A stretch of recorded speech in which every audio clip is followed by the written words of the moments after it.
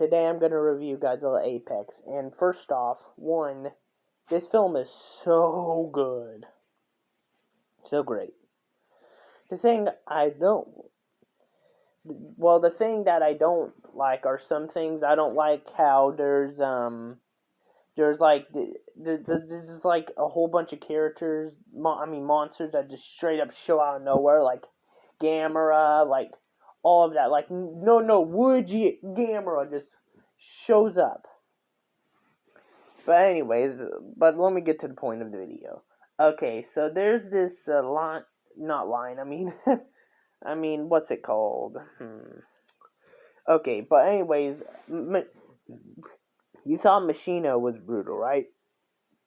It's not as brutal as this. My God, this is so brutal, and the fight scenes are great. Like the first scene with all the monsters standing up, they look gigantic, they look tall, and when they fall down, you feel the weight. It felt like an old Godzilla movie from the 19th century.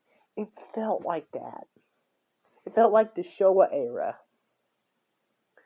And also, how he was able to make his original own Ghidorah. He was able to make his own Ghidorah with his own effects.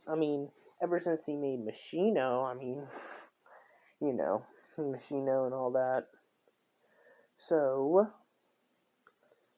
this film is even better.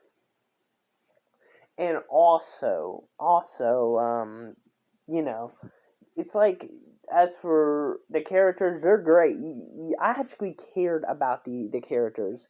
And also, the fact that Legendary can't do this, the fact that this guy was able to make this with a bunch of Godzilla toys and figures and some action figures and turn it into this, wow.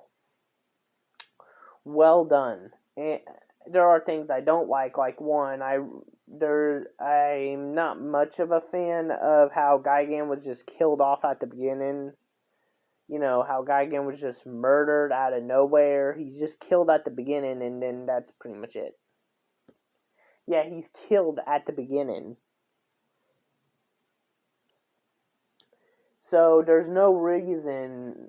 So I wish there was like a scene to where Ghidorah and Gigan teamed up, but that was likely scrapped. But to make this Ghidorah look way more powerful, which it is.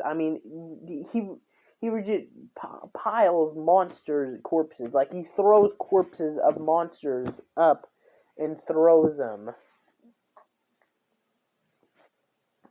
So he straight up makes the monsters into a dead pile with Godzilla on the top of it. If you didn't watch the film. Also, the practical effects, and it's a very emotional because this is the end of the saga. This is the official end to it. Like, this is very sad how it ends, and it's funny because I grew up watching these Godzilla fan films because, in 2017 and in 2016, like, this film gave me a lot of nostalgia with the fight scenes because it felt like I was watching an old Godzilla movie from the 19th century, from the 60s.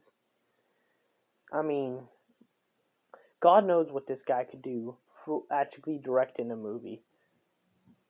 God knows what this guy could do. God knows. This film looks like it took 4 years. This film looks like it took 4 years. And also, it's funny because when he was making this, he was just making things up on the fly. That means he was just like telling the story as he made it. And the fact that he did that and make it still as good and conclusive as it was, wow. We don't know if he's going to make another Godzilla film, but all he says is that he's proud of it. And if I were him, I would be as well.